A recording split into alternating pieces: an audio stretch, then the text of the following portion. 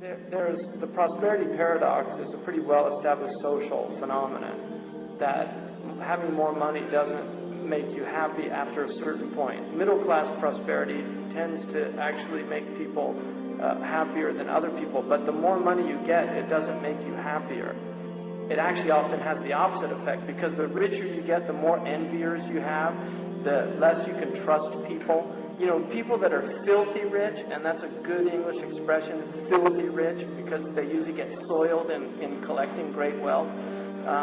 What Andrew Carnegie said, behind every great fortune is a great crime, and he should know because he had a great fortune and he was a great criminal. But one of the things about really wealthy people is they can't even trust the people that are in front of them, because everybody wants something from them. So, and then the other thing, the Prophet ﷺ said, Al-qana'atu kanzun la yafna. Contentment is a treasure that's inexhaustible.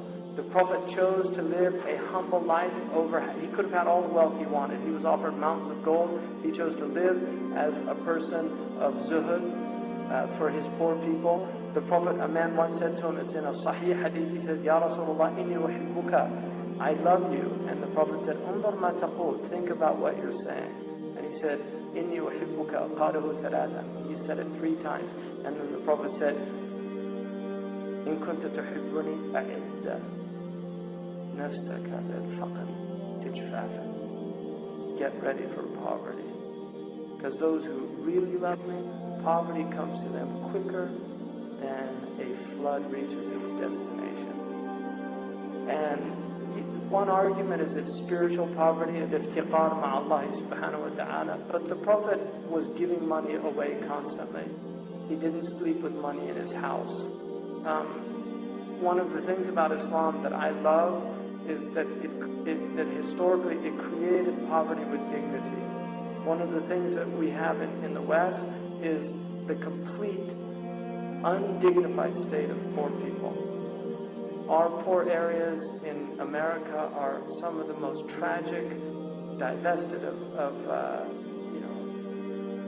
just everything that's would make life worth living, and that's something that Western consumer societies do very well.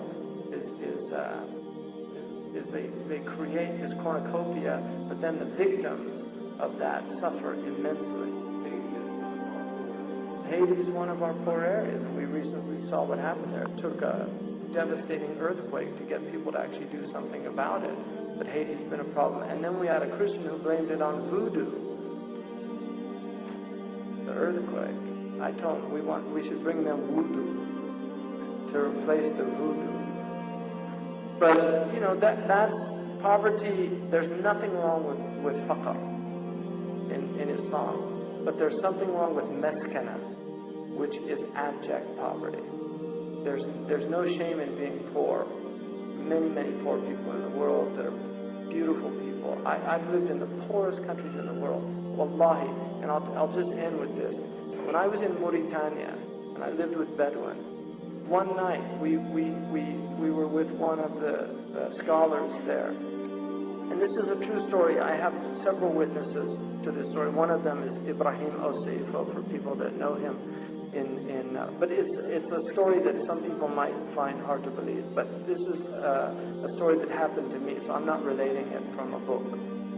We were with one of the scholars, and he said, when you get to Isbil, you might have trouble. And if you do, just go a few 100 meters to your right, and inshallah you'll find some help. And we left his encampment. When we got to a place called Isbir, our truck got sunk in the mud because it had been raining. It was pitch dark, and one of the people that I was with, Shaykh Khatri with Waiba, some people know him. He was in California with us. He said, Subhanallah, Murad Ahmed Fab, there's like kish from him. He said, if you have trouble at Isbir, then go. And so we did exactly what we said. We came to a Bedouin tent, and there was a Bedouin man there. This was probably about 10:30, 11 o'clock at night. He went and he took a sheep and he slaughtered it and cooked it for us. And then it was raining and there was a lot of wind that night. He was holding the rakiza of his tent, the main pillar. When we woke up at Fajr, he was still there holding it. He had spent the whole night holding that pillar up because he didn't want it to fall on us. That is karam. And karam and karama are related. Generosity and dignity. And some of the most generous people I've ever experienced in my life are poor people. And we do them a great injustice by not looking to